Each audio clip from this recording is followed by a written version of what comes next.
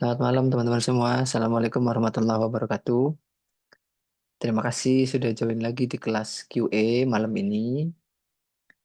Jadi kita lanjutkan. Saya share screen dulu. Oke, kelihatan ya?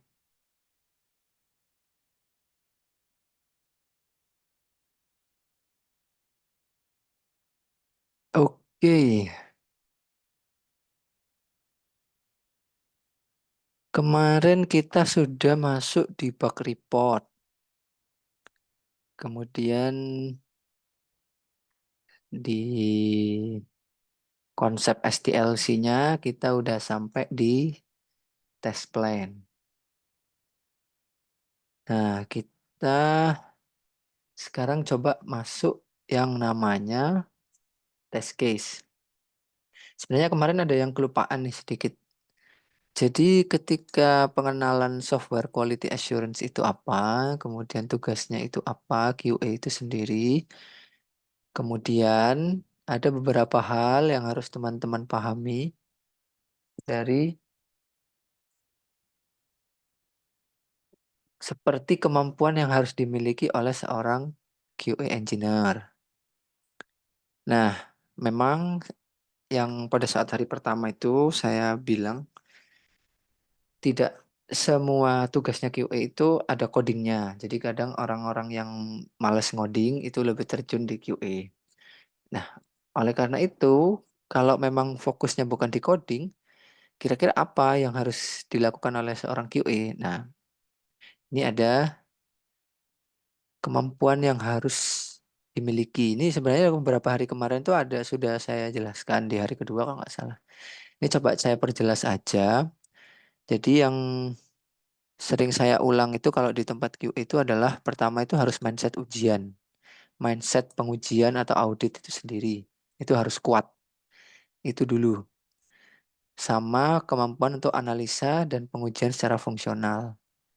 Nah, maka kalau sudah punya dua modal besar ini, maka teman-teman bisa masuk ke tahap selanjutnya yaitu mulai belajar mengenai perbaikan proses.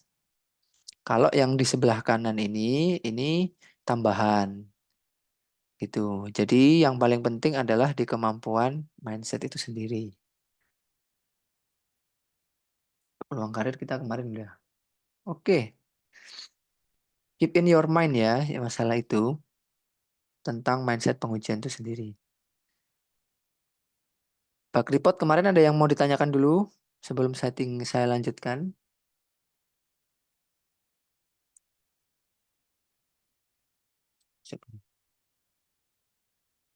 Oke, kita masuk ke test case development. Jadi di tahap ketiga dari konsep SDLC itu ada yang namanya test case development. Jadi setelah planning kemarin, setelah di requirement, kemudian direncanakan testingnya mau seperti apa. Selanjutnya ada yang namanya test case development. Test case development itu apa? Test case development itu intinya adalah skenario. Skenario yang dibikin oleh QA agar sistem atau produk yang akan diuji itu memenuhi ketentuan standar yang sudah ditentukan di awal. Dan yang paling penting adalah bisa berfungsi dengan baik. Pada saat tahap ini apa yang dilakukan oleh QA? Yang dilakukan itu adalah membuat sebuah test case, membuat test data, dan membuat kalau dia diminta untuk automasi, maka dibuatlah automation script berdasarkan test case itu sendiri.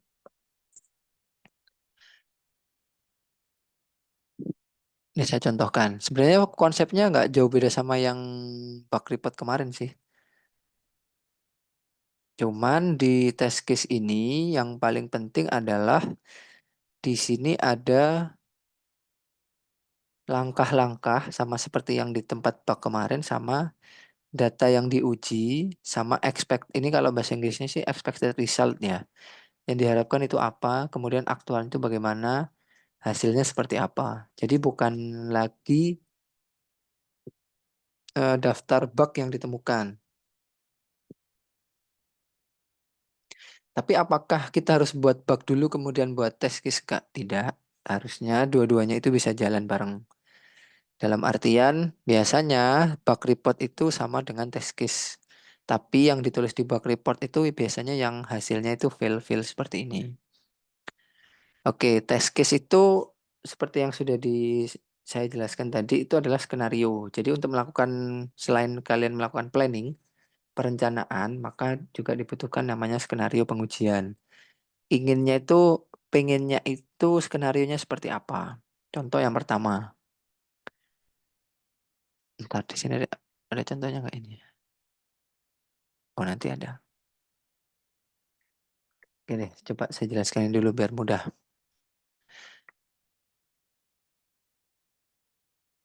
Jadi isinya test case itu kurang lebih informasi yang sangat rinci mengenai tahapan pengujian. Komponennya apa saja, cara pengujiannya bagaimana, hasilnya bagaimana, ditulis serinci mungkin dengan format terstruktur agar mudah dibaca. Semakin rinci semakin bagus.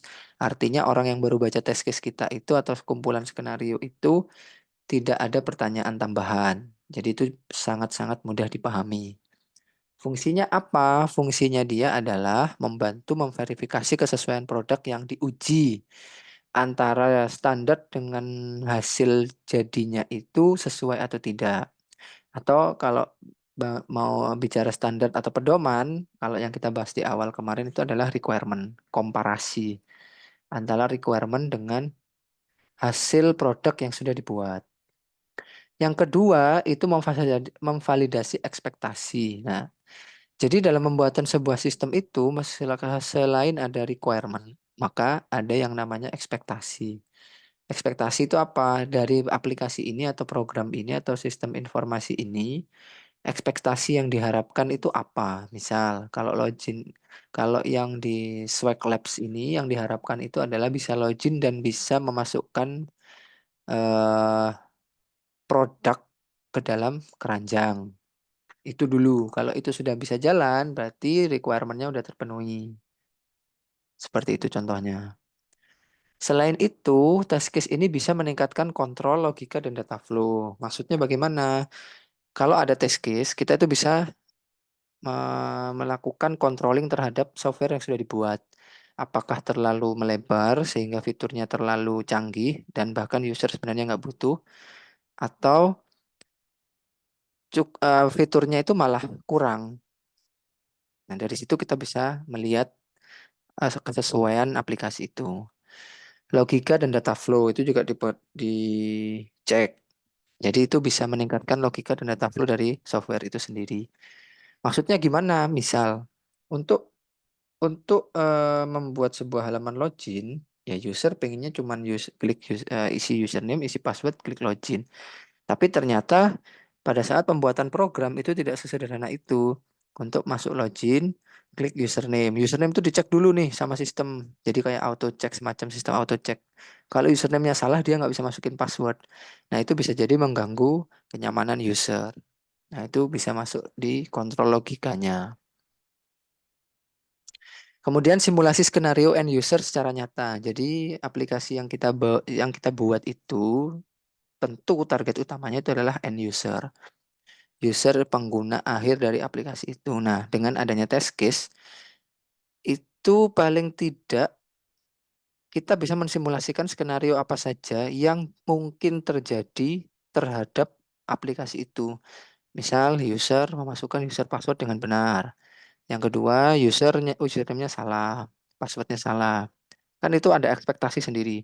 Kalau username salah, ekspektasi saya ya muncul pesan. Kalau password salah, muncul pesan. Atau kalau user passwordnya itu sebenarnya ada di sistem tapi bukan role-nya atau kategori user untuk login, muncul apa.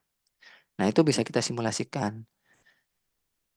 Nah, selain itu, dia juga bisa mengungkap mengungkap itu kayak menemukan finding bugs gitu.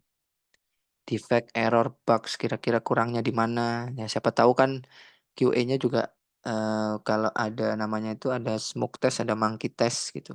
Jadi ya anggap aja kita nggak tahu terus kita pengguna, ya apa caranya kira-kira cara berpikirnya. Itu. Kemudian Memudahkan pekerjaan QA dalam membantu lebih terorganisir dan lebih tersederhana. Jadi dengan adanya skenario, QA itu tidak perlu melakukan testing yang terlalu ribet karena bisa jadi skenario yang dibutuhkan untuk login itu tidak serumit ketika keranjang di checkout misalnya. Nah, bisa jadi seperti itu. Nah, harapannya dari QA itu sendiri, seperti yang saya jelaskan tadi di pembukaan, mereka itu paling enggak harus punya mindset pengujian. Nah, pada saat simulasi pada bagian test case, pemikiran-pemikiran yang mungkin berkembang di end user yang awam terhadap produk tersebut itu juga diharapkan muncul dari sisi QA sebagai ide untuk melakukan skenario test atau test case. Jadi misalnya kira-kira mereka ngeklik yang mana, kira-kira mereka itu salah ketik yang mana, kalau tombolnya ada di tengah itu kira-kira mereka apa yang akan terjadi. Itu paling enggak ketika test case ini QA bisa memprediksi hal-hal apa saja yang mungkin terjadi pada aplikasi kita. Nah, makanya dibutuhkan yang namanya test case. Terus biasanya ada pertanyaan tuh, oh berarti QA ini harus tahu segalanya nih, kira-kira pemikiran orang-orang tuh seperti apa? Jawabannya ada dua, iya dan tidak. Iya dalam artian harusnya memang QA berpikir seperti itu. Dalam artian sebelum user memikirkan hal itu, QA itu sudah bisa memikirkan hal ini. Jadi prediksi-prediksi tentang hal-hal dasar itu, hal-hal dasar eh, penggunaan aplikasinya, itu bisa diprediksi oleh tim QA dan itu bisa jadi antisipasi. Tapi jawaban kedua ada yang bilang tidak dalam artian itu juga ada benarnya. Karena QA ini juga manusia. Walaupun pakai sistem automasi, kita kan tetap melakukan scripting manual. Dalam artian kita yang menentukan skenarionya mau seperti apa. Even dia pakai automation. Nah, pemikiran manusia itu sudah pasti punya batasan. Nah, batasan-batasan itu selama dia reasonable, it's okay, itu tidak ada masalah. Tapi ketajaman pemikiran dan ketajaman skenario pengujian nanti itu akan teruji, terasah secara sendirinya berdasarkan pengalaman. Nanti lama-lama juga terbiasa. Begitu. Nah, ini saya kasih contoh. Websitenya sama seperti kemarin, sausdemo.com. Ini test case-nya sederhana ya, jadi nggak kayak yang kemarin contoh yang saya berikan di PDF itu yang sangat-sangat reporting banget lah. Nah, di sini sama kayak bug report kemarin. Pengujiannya apa namanya, tanggalnya kapan, misalnya hari ini jam 8 sampai jam 9.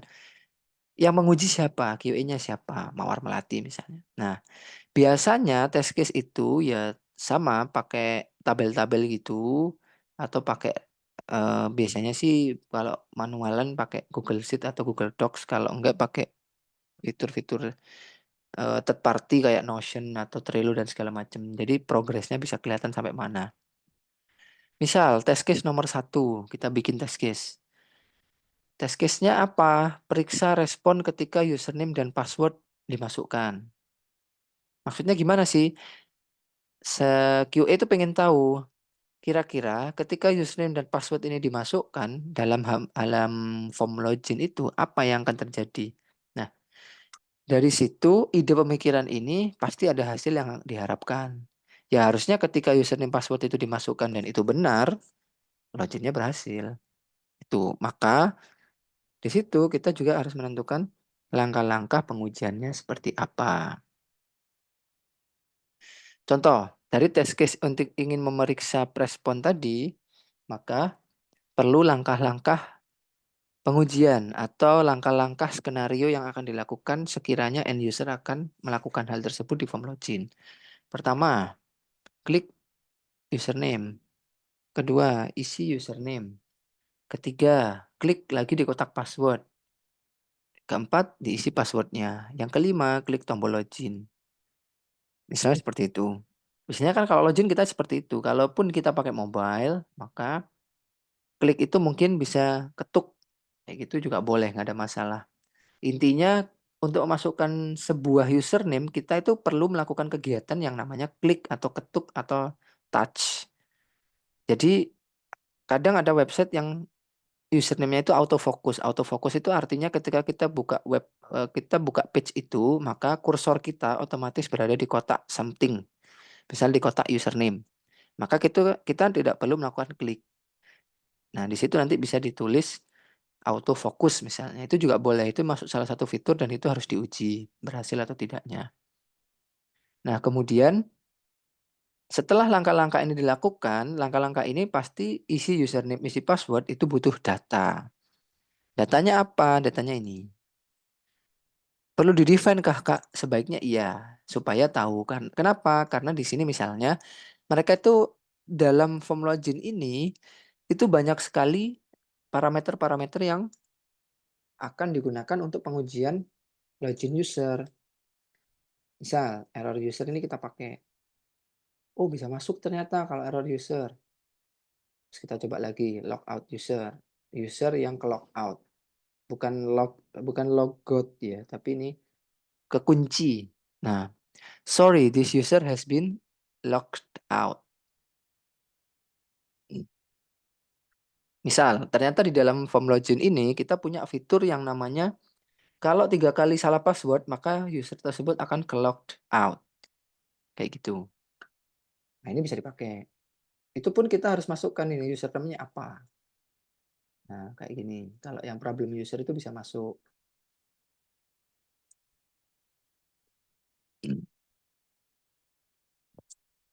Kemudian visual user. Ini contoh aja.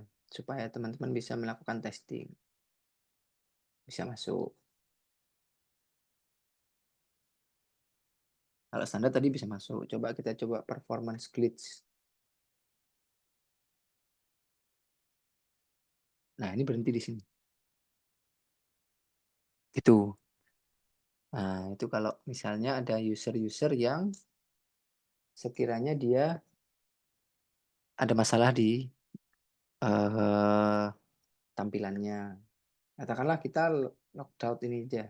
Nah, ini juga udah berhasil, artinya sudah ada. Maka di test case, kalau dalam kasus kita tadi, ketika kita memasukkan standar user dan passwordnya secret sauce, maka dia harusnya berhasil. Nah, sebaiknya hal-hal seperti itu dilakukan sesuai dengan behavior user. Artinya apa? Kalau user itu misalnya ngetik atau ngeklik, maka kita juga ngeklik. Jangan standar user saya copy masuk sini, jangan. Kan ini karena websitenya itu untuk testing, maka dibuatlah apa namanya ini keterangan atau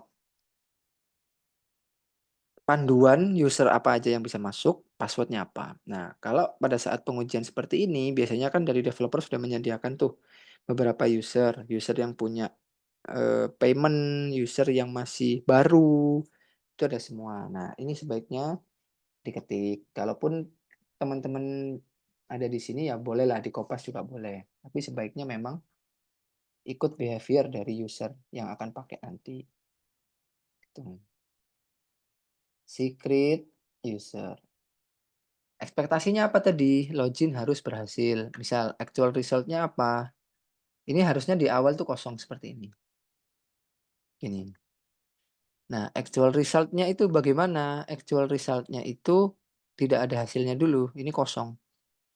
Nah, ketika diuji dengan seperti ini, diklik login, maka ada error nih, username and password do not match any user in this service. Oh, kenapa kok nggak bisa? Kita cek tuh, benerkah kita ngetiknya secret sauce? Bisa pakai cara inspect tadi. Inspect kemarin ya, sorry. Ternyata saya salah ketik nih. Saya ngetiknya secret user, bukan secret sauce. Nah, ini bisa ketahuan. Khawatirnya apa kalau teman-teman tidak melakukan checking seperti ini? Khawatirnya gini loh, saya tuh sudah ngetik loh secret sauce, developernya dimarahin. Ternyata memang salah kita sendiri ketika mengecek tidak pakai password yang benar saat ini. Oh iya, informasi aja untuk inspect elemen ini teman-teman bisa ganti HTML-nya, CSS-nya, itu bisa diganti semua. Tapi ini hanya berlaku pada tampilan ini. Ketika website ini di-refresh, ini akan kembali semua. Jadi biasanya ini untuk simulasi aja inspect elemen ini. Kalau pengen yang asli nanti misalnya jadi seperti ini, maka ubahlah di file webnya itu sendiri, kayak gitu. Oh, login bisa. Ternyata ekspektasinya tercapai, loginnya berhasil masuk di dashboard yang isinya produk katalog. Login berhasil, berarti login berhasil. Hasilnya apa? Biasanya di sini cuma ada pass sama fail tadi misalnya. Itu. Contoh yang kedua, periksa respon ketika berhasil login. Oke. Ketika username dan password dimasukkan yang benar, maka login harus berhasil. Kalau login sudah berhasil, itu dicek lagi tuh ternyata. Ngeceknya apa? Oke, kamu udah berhasil nih login. Harusnya setelah kita masukkan klik tombol login, maka hasil yang diharapkan itu apa? Harusnya itu tidak masuk ke halaman produk katalog, tapi harusnya masuk ke dalam halaman about. Oke, kita coba lagi. Ingat, setiap test case ini dilakukan, biasanya di bawah sini ada kayak kemarin di bug itu ada catatan akhir pengujian. Logout dari web setelah pengujian atau refresh halaman login. Setelah ini selesai, maka harus dilakukan logout. Kita coba login lagi dengan skenario yang tadi. Sebentar, coba ini saya hapus ya. Biar ada gambaran teman-teman nanti. Ini ada actual result. Periksa respon ketika berhasil login. Sama, isinya sama, flow-nya sama. Hanya saja ketika tombol login itu diklik, maka yang muncul pertama kali selanjutnya adalah tampil halaman about. Halaman about itu yang mana? Nanti coba saya tunjukkan. Oke, sekarang kita coba dengan username dan password yang sama, kita coba halaman apa yang akan ditampilkan. Kita masukkan standar user, kemudian secret sauce. Kadang ada user yang klik login, kadang setelah klik password dia enter. Bisa nggak enternya dipakai? Kalau bisa berarti aman. Itu juga perlu dicek. Itu pun kalau mau masuk test case juga nggak ada masalah. Halaman about itu yang dimaksud itu ini. Harusnya setelah login itu isinya ini loh, misalnya. Tapi nyatanya dia masuknya ke inventory. Oke, loginnya berhasil nggak? Berhasil. Yang test case pertama pas. Berhasil. Tapi test case kedua nggak berhasil. Kenapa? Yang muncul bukan halaman about, tapi actual resultnya menampilkan halaman misalnya produk katalog atau inventory misalnya. Hasilnya apa artinya? Karena hasil yang diharapkan dengan actual itu tidak sama, maka kita menuliskannya fail. Nah, biasanya supaya lebih terhighlight, kita tambahkan highlight warna. Kayak gitu. Pakai ini. Boleh pakai yang lain juga boleh. Nah, seperti itu. Saya banyak banyak ini sudah banyak contoh. Cek fungsi tombol login, periksa respon ketika username password tidak sesuai, username tidak sesuai atau password tidak sesuai. Diuji satu-satu Kak, boleh. Misalnya ini pas username-nya ngawur, passwordnya benar. Username-nya benar, passwordnya ngawur. Periksa respon ketika username kosong atau password kosong. Artinya username kosong, password kosong, username ada isinya, passwordnya kosong. Kayak gitu. Ada yang ini dicek, ada nggak responnya? Gitu. Itu test case. Nah, kira-kira kalau dari teman-teman dari form login itu apa yang ingin diuji? Coba sharing. Ada yang mau say something? Open mic boleh, chat boleh. Kita coba bikin test case yang ke-8. Ayo, siapa yang mau nyoba? Kalau kesulitan masalah form login Swag Lab, Boleh, kita pakai yang lain aja. Misal mau ada ide apa? Mau nguji something apa?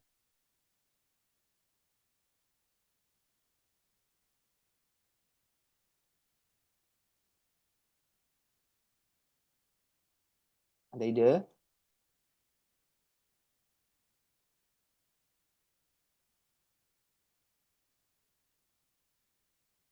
Misal ya, misal sambil nunggu, siapa tahu yang lain ada ide. Misal, saya pengen tahu nih. Oke lah, test case yang login tadi sudah. Anggaplah ini sekarang bukan proses login. Anggaplah yang lain. Misalnya proses add to chart. Itu perlu test case sendiri atau tidak, Kak? Bergantung dari perusahaannya. Kalau semisal perusahaannya itu ngomong test case-nya jadi satu, kemungkinan besar di sebelah sini itu ada kategori biasanya. Contoh saya kasih ya, misalnya ini function atau modul. Sini ada login.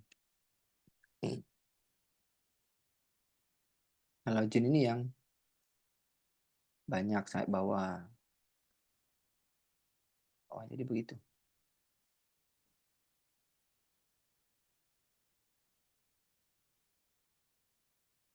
Nah, misal gini. Ini saya manualan aja ya biar cepet. Sebenarnya kalau dokumentasi biasanya lebih lebih teratur biar ada gambaran. Ini kurang gede.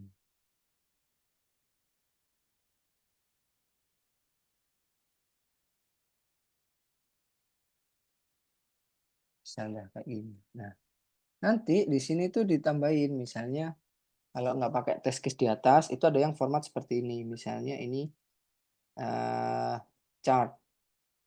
Salah, bukan ini. Tulisannya chart tuh gini. Chart itu misalnya. Nah, apa yang mau dicek? Kalau setelah saya masuk ke halaman inventory, kemudian saya ingin order barang, apa yang harus saya lakukan? Nah, itu kira teman-teman harus tahu. Yang mau diuji itu apa? Memasukkan, misal ya, memasukkan barang ke keranjang. Langkah-langkahnya apa? Satu, pilih pilih barang. Di sini apa tadi namanya ya? Add to chart. Klik add to chart. Kemudian ekspektasi kita apa? Ketika dia diklik add to chart, maka misal icon chart menunjukkan penambahan quantity lah. Minimal kan kalau kita add to chart nih satu nih misalnya. Penambahan quantity. Hasil yang diharapkan quantity pada chart bertambah. Kemudian apa namanya? Ini kok gepeng? Gepeng aja. Kemudian selain quantity pada chart bertambah, quantity chart bertambah, kemudian ada yang namanya angka pada icon chart bertambah. Jadi yang awalnya satu harusnya jadi dua misalnya. Data ujinya apa? Data uji karena di dalam ini sudah tidak ada username password, teman-teman bisa ambil misalnya inventory, salah satu inventory aja, t-shirt atau backpack misalnya. Produk, ada itu komplit nih. T-shirt, backpack. Tuh. Dilakukan apa? Saya coba setelah login berhasil, maka saya lakukan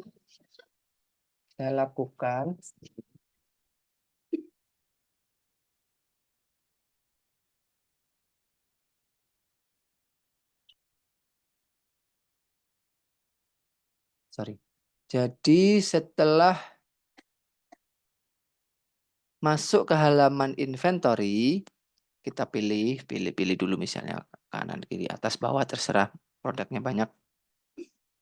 Kemudian yang dilakukan adalah pilih backpack atau t-shirt. Add to chart. Add to chart. Nambah nggak? 2. Oke. Add to chart lagi. Nambah 3. Nah, itu satu fungsi dulu. Nah, di sini nambah. T-shirt, backpack, masuk semua. Sesuai ekspektasi atau tidak? Hasil yang diharapkan. Ini hasil aktual atau aktual result tadi.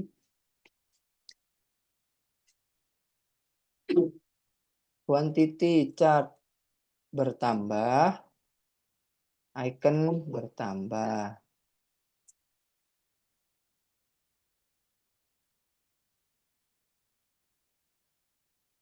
Oke. Cocok ya, artinya hasilnya cocok nih, berarti pas. Kayak gitu.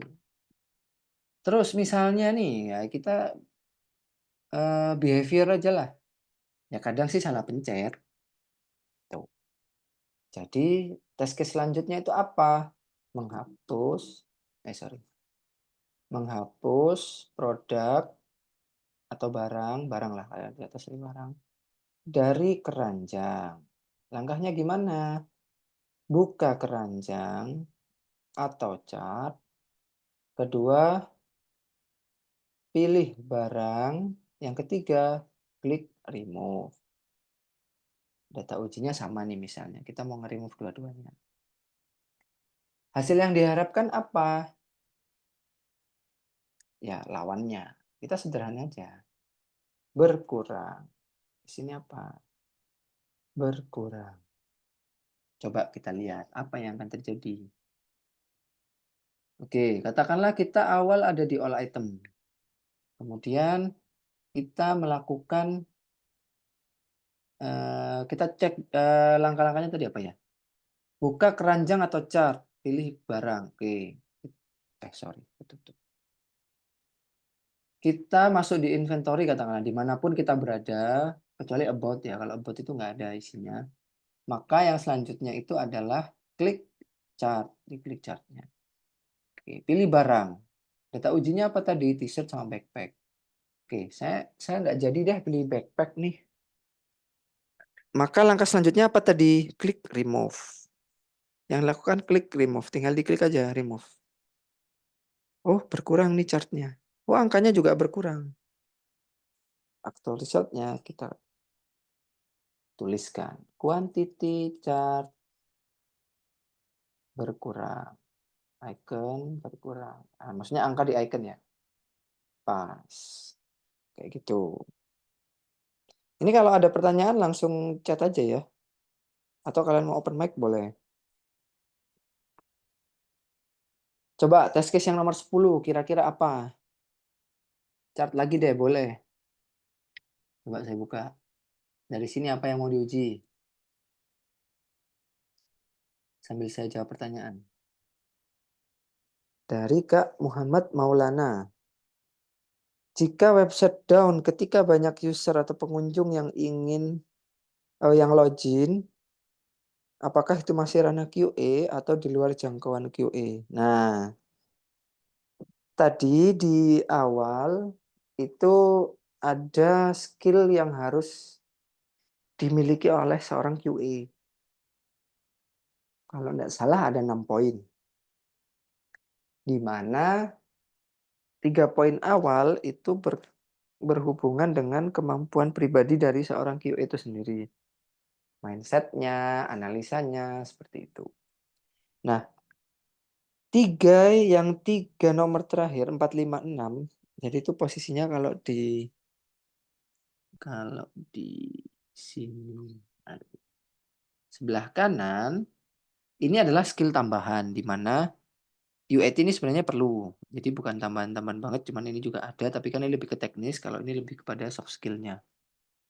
Nah, dari pertanyaan Kak Maulana tadi, kalau terjadi sesuatu dengan website yang ada websitenya itu bisa down, maka apakah itu masih ranah QA ketika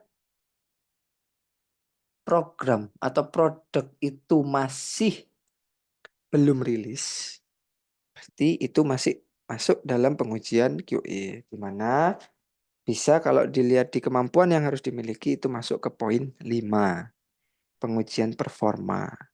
Misal nih QA-nya Shopee di waktu itu, atau QA-nya Gojek, Shopee lah, jangan jangan Gojek. Gojek kan kalau butuh-butuh aja. Shopee misalnya.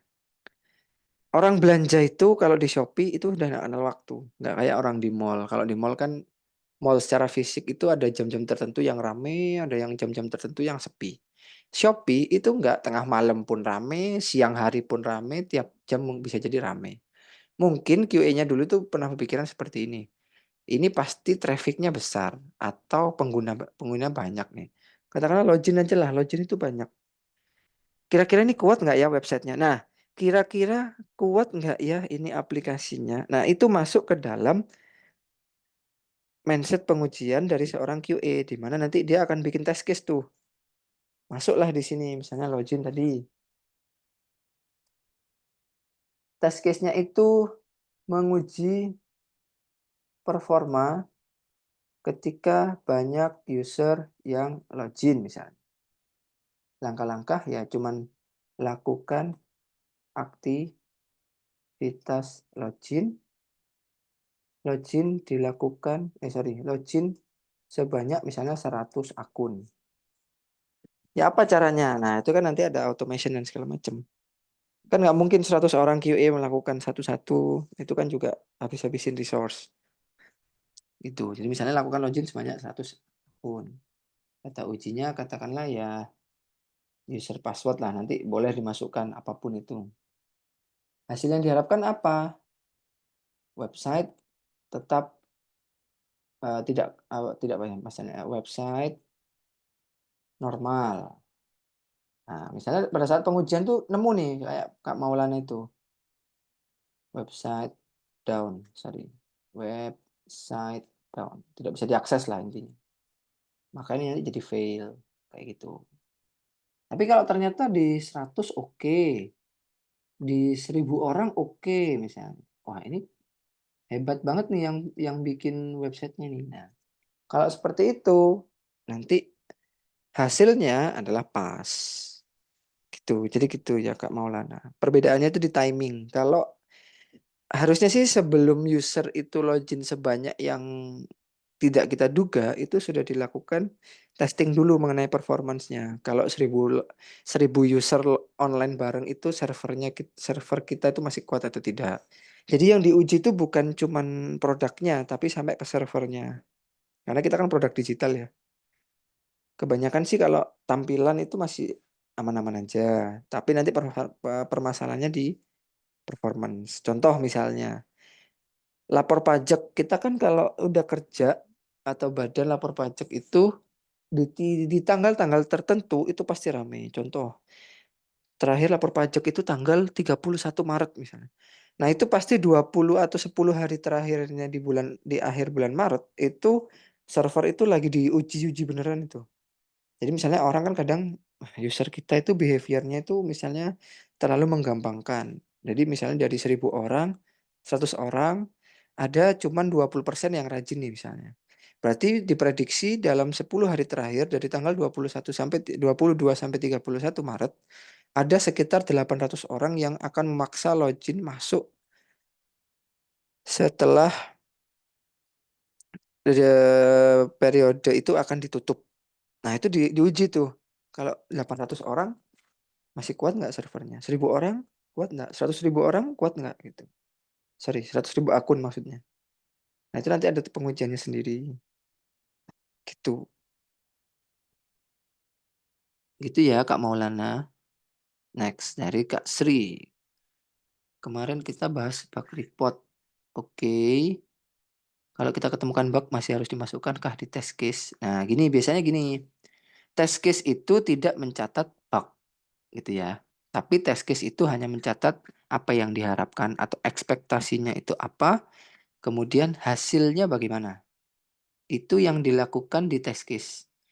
Ketika test case itu fail, fail ini artinya kan tidak memenuhi standar atau kualitas umum yang harus dipenuhi oleh software tersebut. Nah, berarti kalau ada yang tidak sesuai standar atau ada obstacle-nya, sudah pasti kalau tidak error, defects, berarti ya bug, itu ya. Pasti nggak jauh-jauh dari situ. Maka ketika ada fail di sini, teman-teman bisa langsung, ini websitenya down, masukkan bug report misalnya. Judul bugnya apa? Website down. Deskripsinya apa? Misalnya dilakukan uji coba multi user sampai misalnya 800 akun. Environment-nya apa? Ngujinya di mana? Jelasin Windows 11 kek atau Mac OS kek. Kalau kita ngujinya di 3 environment secara langsung, tulis aja tiga-tiganya. Windows 11, misalnya Windows 11 misalnya, terus Mac OS Catalina misalnya, Linux Ubuntu misalnya. Boleh nggak apa-apa, masukin aja. Modul yang pengaruh apa? Modul login misalnya. Website not responding misalnya gitu. Actual result-nya apa? Website down. Boleh. Ini juga bisa. Kalau diganti misalnya biar nggak sama. Performance website tidak berjalan normal. Atau performance tidak normal. Itulah boleh. Itu. Nah, kira-kira kalau menurut teman-teman, kemarin kan kita sudah belajar mengenai severity dan priority. Ini diingat ya. Website down ya. Website down karena diuji terlalu keras nih banyak user. Kira-kira dalam bagian severity dan priority, kalau website down itu priority-nya high atau low, severity-nya high apa low? Coba ditentukan. Login pakai 1000 akun. Nah, yang high itu yang mana? Dua-duanya kah atau salah satunya aja? Misal, ya secara program itu ya enggak apa-apa lah low aja nanti diperbaiki belakangan karena website down juga tinggal nunggu misal. Atau dari user nggak terlalu penting amat sih di halaman login misal. Maka priority-nya low. Atau bagaimana? Nah, ini Kak Maulana jawab nih, high. High. Kenapa kok high? Kan pasti ditanya tuh, kenapa kok ini dianggap high? Oh iya, karena dari Kak Sri juga. Oh iya, hai sih Kak, ya. Kalau kenapa kok dikategorikan high? Ya karena secara severity, severity itu kemarin point of view dari sistem. Kalau dari sistem website down ya nggak bisa diakses. Kalau nggak bisa diakses ya berarti user nggak bisa pakai. Kalau nggak bisa pakai ya kali low gitu misalnya. Pasti dia high karena walau bagaimanapun itu adalah sistem utama. Oke, severity-nya high. Kalau dari segi user gimana kalau misalnya websitenya down? Websitenya down, ya pasti mereka akan protes, minimal ngomel, nggak bisa akses, mereka butuh cek A, B, C, D, padahal butuhnya cepat misalnya. Nah, itu mempengaruhi user satisfaction. Jadi kepuasan pelanggan itu berpengaruh. Jadi kalau ini tidak segera diperbaiki, maka ini tidak bagus bagi perusahaan. Maka dari analisa itu didapatkanlah severity yang high dan priority yang high. Maka di bugnya karena dia berada di kuadran 1, maka dia masuknya adalah critical. Kayak gitu. Nah, ini bug nomor 4 dapat dari mana? Dari test case nomor 10. Kalau mau disambungin boleh? Boleh. Misal di sini dikasih test case number. Jadi bug nomor 4 itu asalnya dari case nomor 10. Apakah satu test case itu bisa hanya boleh satu bug? Oh, bisa jadi banyak. Bisa jadi misalnya pada saat login nih misalnya. Klik username atau ini deh periksa respon ketika username kosong, diklik itu kadang munculnya apa, yang lain muncul ini, muncul itu. Jadi bug-nya ada 3. Nggak apa-apa, tulis aja di sini. Test case nomor 10, bug-nya nomor 4. Bug nomor 5, test case 10 lagi. Bug nomor 6, test case 10 lagi. Dan bisa jadi priority-nya itu beda-beda.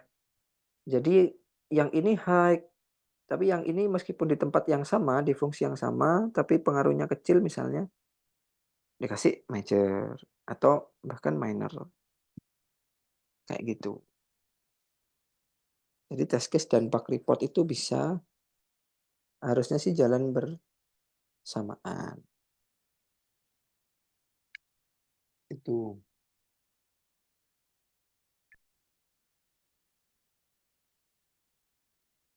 Any else? Ada yang mau ditanyakan?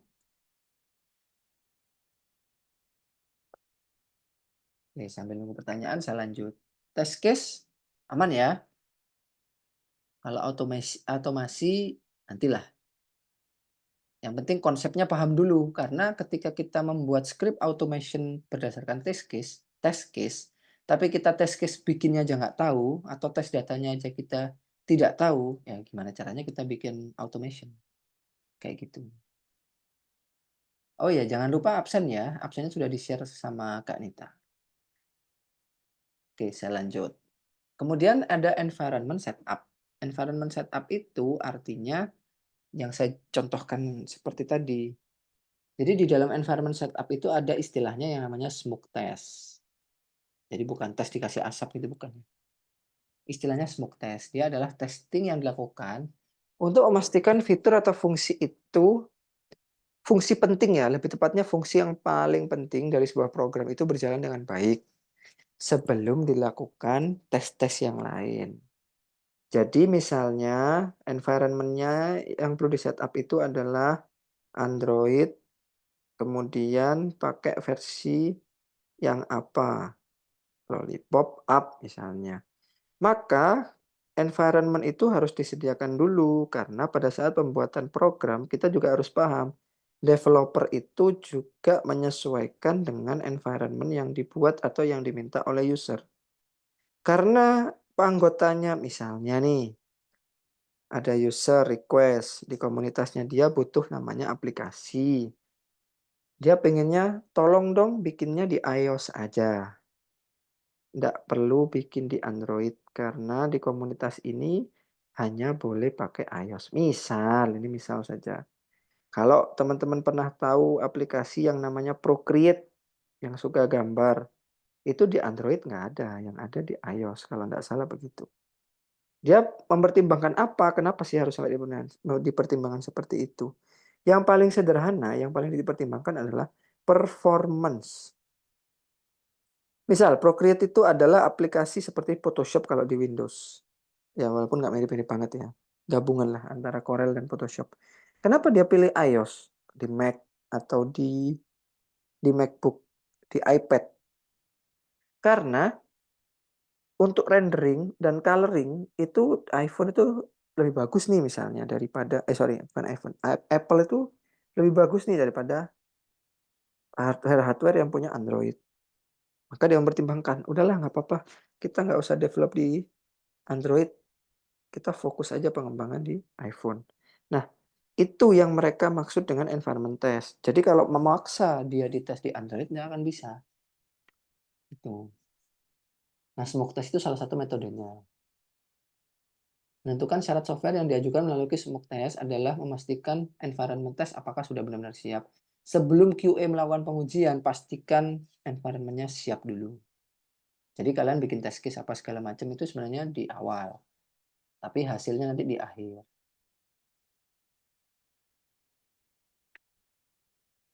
Nah, tahap selanjutnya itu adalah test execution. Tes execution itu apa ya? Sesuai dengan namanya, kita lakukanlah tes. Nah, makanya test case ini tadi harusnya dibuat di depan, tapi actual result dan hasilnya itu blank, tidak ada. Diisinya kapan? Ketika eksekusi. Jadi test plan yang sudah dibuat itu dan test case yang sudah dibuat itu diuji, dijalankan. Sesuai fitur yang berdasarkan requirement di awal. Nah, misalnya pas atau error misalnya, atau fail itu. Nanti ada report testnya. Ada sanity testing, ada regression testing, ketika akan melakukan implementasi. Nah, itu nanti istilahnya gampang lah, bisa diatur. Yang penting di tes execution itu kita melakukan pengujian, menjalankan pengujian yang sudah kita rencanakan di awal. Terakhir, ketika eksekusi itu sudah dilakukan, maka didapatkanlah resultnya, entah dia bug report, entah dia test case, entah dia apa yang kemarin itu namanya, test plan yang 13 halaman itu, apapun itu, yang harus teman-teman lakukan selanjutnya adalah test cycle closure. Artinya kita harus sederhananya gini, ketika tes itu dimulai, maka harus diakhiri. Begitu, diawali atau dimulai dengan planningnya seperti apa, diakhiri dengan hasil yang seperti apa, itu harus jujur. Kalau memang kurang, kurang. Kalau emang kelebihan, kelebihan. Kalau emang pas, ya sudah pas. Typo ditulis typo, sorry itu ya. Nah, fungsinya apa sih closure test ini? Dia agar kita bisa mengidentifikasi atau menganalisa kira-kira dari tes yang sudah dilakukan ini ke depannya kita itu perlu melakukan evaluasi, sorry bukan evaluasi, perlu melakukan STLC lagi atau tidak. Atau dari tes cycle closure ini, karena ini pengujian yang kelima misalnya, sudah oke semua, ini siap dirilis. Nah, jadi ada diskusi semacam itu. Fungsinya yang lain apa? Meminimalkan hambatan saat proses pengujian. Maksudnya gimana? Bisa jadi test plan yang kita buat itu tadi hanya spesifik di satu fungsi saja. Atau oke lah keseluruhan produk, tapi masih ada beberapa bug atau fungsi yang tidak berjalan dengan baik. Maka di pengujian dari hasil evaluasi yang pertama tadi diputuskan oleh stakeholder yang berkaitan, langsung ngomong, oke nggak apa-apa itu nanti hasilnya akan diperbaiki oleh tim developer. Nanti QA planning lagi ya. Dari hasil perbaikan itu kira-kira apa yang akan dites. Jadi bisa jadi nggak semuanya dites. Hanya beberapa saja yang dites. Nah, QA melakukan planning. Nah, dari planning kedua ini itu tidak perlu bikin test case atau bug report yang baru. Apakah nyontek? Tidak nyontek, tapi dalam artian mana-mana yang fail atau mana-mana yang error itu kalau mau diuji ulang, nah itulah saatnya. Nah, terus kalau yang sudah komplit gimana, Kak? Sebaiknya biasanya kalau dia tidak ada perubahan fungsi, dia tidak akan dites lagi. Jadi cuman diberikan yang perlu dites itu adalah yang fail atau bisa jadi pengujian fitur baru. Kayak gitu. Di sini sama kan di sini. Oke, Kak Endro. Kalau semisal disuruh tes data untuk tes case login berhasil sama login gagal, itu gimana gitu kah? Oke, itu nggak apa-apa. Kalau di atas tadi kita login berhasil. Login berhasil menampilkan halaman about. Kalau yang gagal ada nggak? Oh ada. Ini sorry, ini responnya sorry. Ini bukan gagal. Ini respon. Jadi masuk sih gagal ini bisa-bisa. Dalam artian gini, kalau cek fungsi tombol ini fungsional ya. Kita ngomong black box lain. Nah, misalnya gagal nih. Gagalnya apa? Username tidak sesuai. Username-nya ngawur nih, ABCDE 1334. Nah, itu bisa masuk ke dalam test case untuk login gagal. Gitu. Mau dijelaskan di sini juga nggak apa-apa. Login gagal, fail login itu juga boleh. Nanti hasilnya ditaruh di sini. Misal, username-nya apa? ABCDE tapi passwordnya benar. Kita coba apa yang akan terjadi di website ini misal.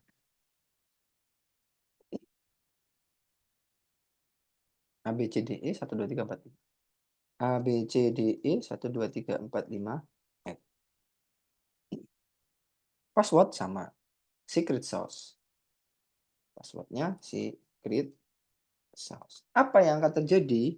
Harapannya apa? Tampil pesan error kalau username-nya salah atau tidak sesuai. Kita coba cek. Login. Nah, kalau di Swag Labs ini, username dan password itu dia dijadikan satu. Karena memang pada umumnya memang website itu seperti itu. Tapi bisa jadi user itu pengennya ya kalau username yang salah ya username doang aja. Biar user itu nggak mikir ini userku yang salah atau passwordku yang salah kan juga nggak paham. Bisa jadi mereka lupa dua-duanya atau Bahkan yang lupa itu cuman passwordnya saja atau username-nya saja yang lupa. Makanya di spesifik. Tapi kalau karena di sini itu hanya tampil pesan, ya ini sebenarnya hasilnya pas. Kenapa? Karena hasil aktualnya tampil pesan error. Username salah atau tidak sesuai lah, ini biar cukup aja. Password pun sama, standar user uji apa aja 123 misalnya. Standar user uji apa aja 123. Ketika diklik, nah ini contohnya. Kenapa kok perlu diberikan catatan di bawah? Logout dari web setelah pengujian. Ini adalah pesan error dari yang awal. Kalau ini saya klik, hasilnya sama sebenarnya. Cuman kita tidak tahu apakah ini memang benar passwordnya salah muncul ini atau tidak. Maka perlu ketika menguji seperti ini dikembalikan ke kondisi awal. Dari refresh saja. Nah, begitu teman-teman. Jadi bukan disclosure, apa ada disclaimer tapi di ending. Jadi kondisi akhirnya itu sama dengan kondisi awal. Uji apa aja 123. Oh, keluar pesannya ternyata. Sama, pesannya juga sama-sama keluar. Ya. Tapi dia tidak spesifik apakah username atau passwordnya yang salah. Jadi ini cuman dikasih begini. Kayak gitu kurang lebih Kak Andrew. Jadi sebenarnya form login aja kita itu sudah bisa dapat banyak test case. Nggak cuma satu dua gitu. Apalagi sekarang belum lagi di situ kalau misalnya remember me nanti itu otomatis teringat. Diingat apakah auto login atau tidak. Nah, itu nanti fitur lagi kayak gitu. Begitu mungkin Kak Endro, Kak Sri, Kak Maulana, ada lagi? Yang lain boleh. Ada Kak Fajar, ada Kak Ilham dan Mbak Novi. Yuk, yang mau tanya. Ya kita masih lah ada waktu lah, bisa udah lewat sih, tapi ya nggak apa-apa, aman. Jadi dalam 4 hari ini kita sudah belajar mengenai basic QA lah kita ngomong. Yang saya sampaikan ini hanya secuil saja ini Mas ya. Karena dunia QA itu sangat luas untuk software. Yang paling penting tadi mindset pengujian. Tanpa ada mindset tidak bisa gerak. Kenapa? Kalau kita tidak punya mindset pengujian, kita tidak bisa bikin yang namanya test plan. Kalau tidak ada test plan, artinya tidak ada scope-nya, tidak ada environment-nya, kita tidak bisa melakukan kita tidak bisa membuat yang namanya test case. Test case punya kendala, punya error, punya defect, punya bug. Bikin bug report. Tapi di rumah untuk bug report itu harus segera disubmit. Maka nanti bisa dibuat seperti test plan yang sudah ada tanda tangan dari PM-nya. Kayak gitu.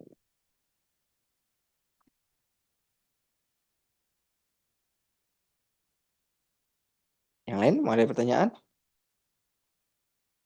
Jangan lupa absen ya sebelum 21.30. Artinya materi kita ini sudah selesai. Saya buka sedikit deh sambil nunggu. Besok lagi kita bahas sama software testing ya.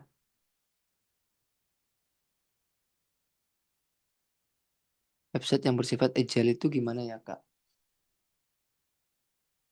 Kalau coding itu ya coding biasa sih sebenarnya teman-teman. Jadi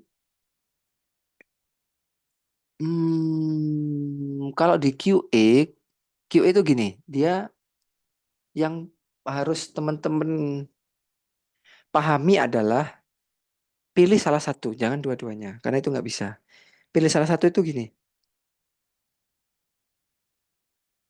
kita itu pasti punya skill language programming tertentu, bahasa pemrograman tertentu kita pasti punya skillnya. Nah, skillnya itu, language-nya itu Biasanya ada tadi ada 2 kemungkinan. Pertama ditentukan oleh perusahaan, artinya kita belajar. Yang kedua, kita punya language itu dan kita mencari, apa namanya, bukan lowongan, tapi opportunity ke perusahaan yang menggunakan language itu. Nah, itu pilih salah satu. Sehingga kalau coding-nya itu dia basisnya front end, misalnya teman-teman QA-nya itu diminta untuk front end aja. Maka carilah atau kalian bisa menguasai di situ karena skill codingmu itu di front end, JavaScript misalnya. Nah, itu bisa jalan, nggak apa-apa. Kalau basicnya itu back end, jangan jadi QA front end. Tapi kalau bisa dua-duanya, silakan bisa dipilih. Kayak gitu. Jadi tidak ada spesifik coding tertentu sebenarnya. Kalau saya misalnya pakai website, ya berarti tinggal HTML. Mungkin kalau mau database bisa pakai PHP atau .NET, tapi saya lebih ke PHP. Front end-nya nanti tinggal pakai JavaScript. Kalau itu butuh front end. Itu. Jadi ada dua. Kalian belajar semua bahasa, yang penting bisa PHP, bisa .NET, bisa C atau segala macam. Atau bisa satu aja, cari lowongan yang QA tentang coding itu. Jadi language tertentu itu. Kayak begitu. Dari situ nanti kita bisa menentukan kira-kira saya cocoknya di mana. Gitu.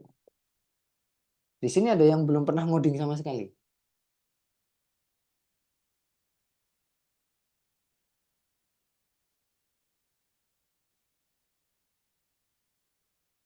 Oh, ada pertanyaan yang terlewat ternyata. Dari Kak Endro. Pengujian pengujian website yang bersifat agile itu seperti apa? Nah, gini. Pasti kalau teman-teman itu yang sekarang ada Scrum, ada Agile, ada macam-macam lah. Jadi sebenarnya kita balik dulu, Agile itu apa? Nah, Agile itu sederhananya itu hanya memastikan atau pengujian yang sangat-sangat dasar agar kebutuhan user itu terpenuhi. Misal, user itu untuk website Swag Labs ini cuma yang penting bisa login aja dulu. Walaupun sebenarnya di dalamnya masih ada fitur inventory. Pengujian website yang bersifat agile untuk kasus ini itu adalah fungsi username, password, dan login itu berfungsi sebagaimana ekspektasi user. Atau kalau bahasa ilmiahnya itu biasanya kalau bahasa-bahasa yang agak membingungkan bagi anak teknis di IT, bagaimana suatu produk itu bisa sesuai dengan pelanggan yang dibutuhkan oleh pelanggan. Kayak gitu. Contoh misalnya mobile banking. Mobile banking entah BCA, entah Mandiri. Yang dibutuhkan apa? Dalam pengujian, sorry, ini kan website ya lingkupnya. Internet banking. Pengujian agile-nya internet banking itu seperti apa? Orang pakai internet banking itu kenapa kira-kira? Nah, itu kan pasti dicari dulu. Oh, ini biasanya untuk bisnis. Kan ada yang bisnis, ada yang individual. Bisnis misalnya. Atau individual lah, kita coba ngomong individual. Individual itu ngapain internet banking? Ya, paling cuma dua. Cek saldo, ini kita ngomong gampangan aja ya. Paling cuma cek saldo sama transfer doang. Kayak gitu. Nah, pengujian websitenya itu seperti apa kalau internet banking itu yang bersifat agile? Ya tinggal fungsi websitenya itu bisa lihat saldo nggak? Kalaupun bisa lihat saldo sesuai SOP apa tidak? Next, tinggal kalau misalnya internet banking itu sudah bisa dipakai cek saldo, so lah dibuat transfer bisa nggak? Kalau bisa, ya artinya sudah cukup. Kayak gitu. Jadi agile itu lebih dasar sih. Contoh sederhananya begitu ya, cuman Banyak sekali sebenarnya parameter yang bisa dipakai di Agile itu, karena dia Agile itu prinsipnya paling utama itu ya customer satisfaction. Jadi kita melakukan pengujian terhadap produk ya supaya pengguna itu puas. Makanya kita ngomongnya pakai Agile gitu. Gimana Kak Indro?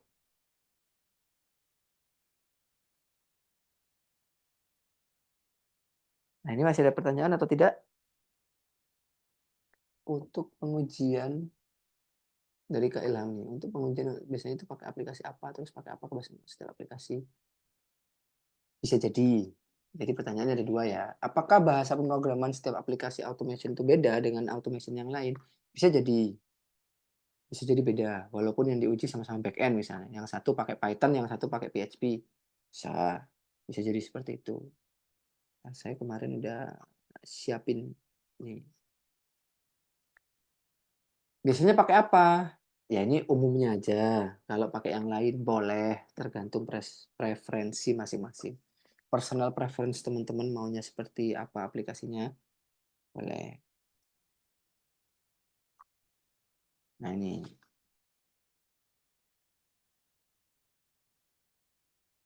itu Kak Ilham. Kok banyak Kak toolsnya? Ya kadang mereka hanya menyajikan, kita kan biasanya pakai free tools ya.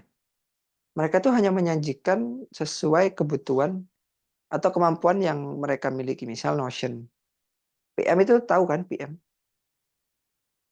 Project Manager. Jadi Notion itu kenapa dia, ini contoh aja ya preferensinya aja. Nah, kalau Notion itu lebih ke arah project management. PM itu maksudnya project management ya. Project manager atau project management sih lebih tepatnya. Maksudnya gimana? Dengan adanya project management seperti ini, maka pekerjaan stakeholder itu lebih tertata. Itu perlu tools.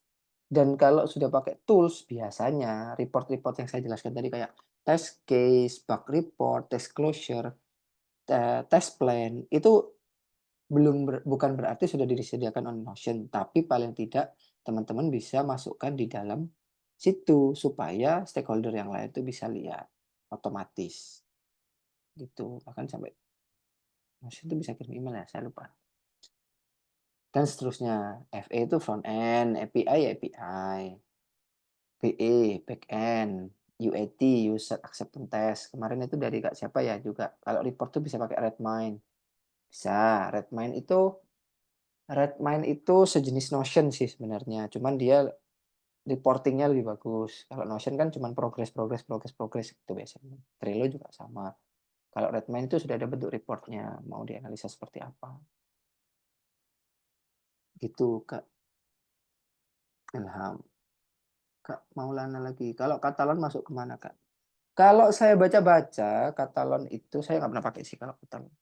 Katalon itu dia katanya kalau dia berbayar itu di website resminya kalau nggak salah itu saya pernah baca. Dia menyediakan untuk semua. Jadi mobile juga ada, kemudian back end dia punya, front end dia punya. Intinya dia sebutin website sih. Full stack website gitu misalnya. Dia klaim dia punya, tapi saya belum pernah nyoba sih. Fleksibel betul. Kak Ilham tadi berarti kita harus paham penggunaan dan bahasa. Nah, paham penggunaan sama bahasa. Saya saya bilang iya, karena dalam memilih sebuah tools atau framework kita paling enggak paham basicnya dia seperti apa. Misal Cypress itu basicnya JavaScript. Harus bisa JavaScript, betul. Bagaimana kita bisa paham Cypress kalau kita JavaScript-nya nggak paham? Kayak gitu, misalnya ya. Nah, maka Cypress itu basicnya dia JavaScript kalau nggak salah. Wajib paham semua nggak sih? Bergantung dari teman-teman mau pakai yang mana. Kalau mau dipakai semua, ya berarti paham semua. Contoh paling sederhana Postman. Postman itu tampilannya kayak, kalau saya bilang itu dia kayak kita main game hero gitulah, RPG. Jadi ikonnya banyak, kolom-kolomnya banyak. Padahal yang dites itu cuma link, hasilnya itu JSON. Kalau JSON itu apa ya? Data kalau sukses atau tidak gitulah intinya. Berhasil atau tidak. Nah, Postman itu gitu. Jadi bahasa yang di parsing itu JSON, teks-teks gitu. Atau bahkan enkripsi-enkripsi kayak gitu-gitu. Fleksibel iya. Yang paling sering dipakai QA bahasa pemrograman apa Kak? Dari Kak Sri. Kalau teman biasanya sih kalau QA itu begini, rata-rata QA itu yang dibutuhkan itu paling banyak lowongan itu front end. Karena QA itu nanti pintu terakhir sebelum user itu pakai aplikasi. Nah, paling banyak setahu saya ya, paling banyak itu JavaScript. JavaScript itu kan dia sekarang framework-nya juga banyak. Tapi saya nggak ada datanya, cuman paling banyak di mana-mana itu kalau saya lihat pasti ada CSS, ada JS. Kalau CSS itu kan lebih kepada styling ya, jadi dia nggak punya ada toolsnya tapi saya lupa, toolsnya itu apa, Cypress ini ada kalau nggak salah CSS. Cuman intinya JavaScript itulah yang lebih powerful daripada yang lain. Dia punya framework ada Vue.js, ada Node.js. Nah dari Cypress itu bisa juga ke Node.js, kayak gitu. Paling banyak biasanya di front end. Nah, tapi kalau back end sama API bisa nggak? Bisa jadi, karena mungkin user cuma tahu tampilan, tapi di belakang itu semua kan data harus bisa tersaji dengan baik. Nah, bisa jadi back end sama API juga paling banyak yang dipakai. Nah, kan tadi setiap aplikasi automation itu ada powernya atau peruntukannya masing-masing. Nah, ada nggak sih yang all package mencakup semua? Saya belum pernah nyoba sih, tapi kalau nggak salah Katalon itu dia klaim kalau dia bisa semua. Cuman saya nggak pernah pakai. Karena gini prinsipnya teman-teman. Biasanya kalau dalam QA itu teman-teman kalau kalian one man show artinya QA-nya cuman kalian, emang lebih bagus kalian punya tools yang all all in one lah.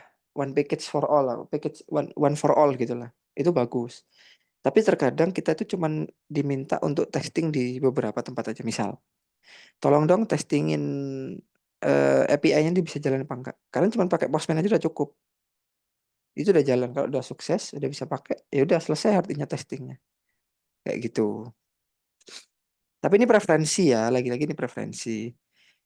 Terus mana yang bagus kira-kira? Nah, banyak itu website di Google kalian bisa cari apa namanya review-reviewnya mereka sudah bikin, bisa cari di sana. Kalau ternyata reviewnya bagus tapi kalian nggak cocok, cari aja yang cocok kalau automation itu apa. Nggak harus ikut yang best practice, tapi terkadang itu kalau yang best practice itu aturannya pasti banyak. Kalau yang sesuai kebutuhan itu kadang tailor-made itu sedikit, kayak gitu. Nah, itu lagi ditimbang-timbang lagi. Wah, ini seru nih, bisa 2 jam kita ini.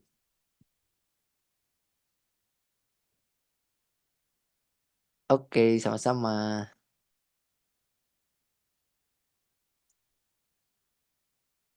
Ini catatan biasa. Coba teman-teman ini deh.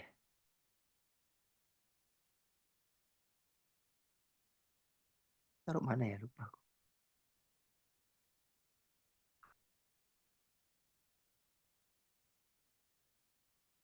Saya rasa kalau pertanyaannya malam ini udah ini ya, udah cukup lah.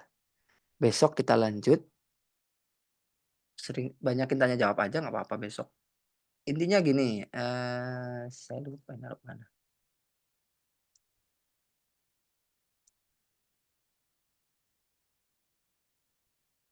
Yang perlu besok ingetin saya untuk